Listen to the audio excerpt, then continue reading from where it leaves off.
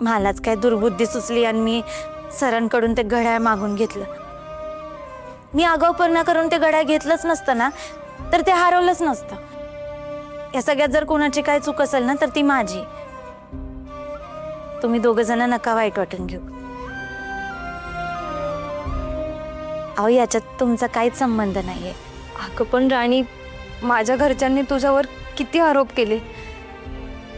जाऊ दे, आता त्या दिवशी ते लोक तिथे नव्हते ना, त्यांना असं वाटणं साहजिक आहे. हो, पण आम्ही पण कमी पडलो ना त्यांना समजवायला, याचंच वाईट वाटतंय. पोरांनो, साकश, अरे तुम्हाला माझ्या राणीबद्दल वाईट वाटतंय ना, हिथंच कळतंय तुमचा तिच्यावर किती विश्वास येते. आणि तुमचा हे विश्वासच ना माझ्या राणीची खरी ताकद आहे. अरे पोरांनो, होणाऱ्या गोष्टी होऊन जातात. आता तुम्हाला तरी काय माहिती की पुढे जाऊन असं काय होईल म्हणून. त्याबद्दल तुम्ही काय लय वाईट वाटून घेऊ नका. आणि ते घड्याळ माझ्याकडनं हरवलंय ना, मग आता मीच ते घड्याळ शोधणार. तुम्ही दोघ जण टेन्शन घेऊ नका. कुठल्याही परिस्थितीत मी ते घड्याळ शोधून काढणार आहे. मी माझे 100% प्रयत्न करीन. आणि मी खरी आहे की नाही, मग मला रस्ता नक्की सापडेल, हा विश्वास आहे माझा. तुम्ही दोघ जण नका काळजी करू.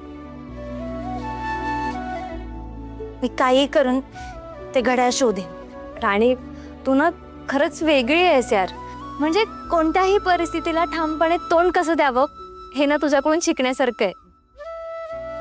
हे बघ राणी, तू आमची मदत घेणार नाहीस हे आम्हाला पण माहिती आहे. पण तुला कधीही कुठेही काहीही मदत लागली तर आम्हाला नक्की सांग.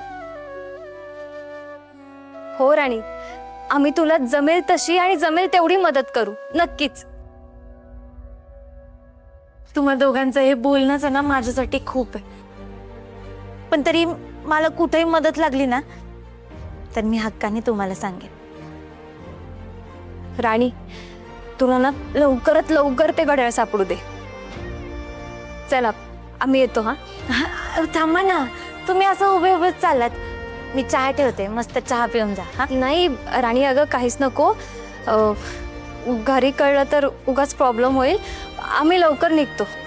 बुवा, येतो. या या.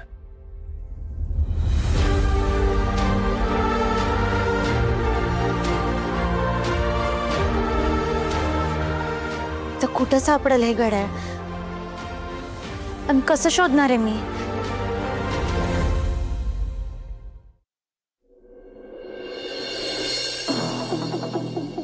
काय झालं विक्रांत? कसला विचार करतोयस?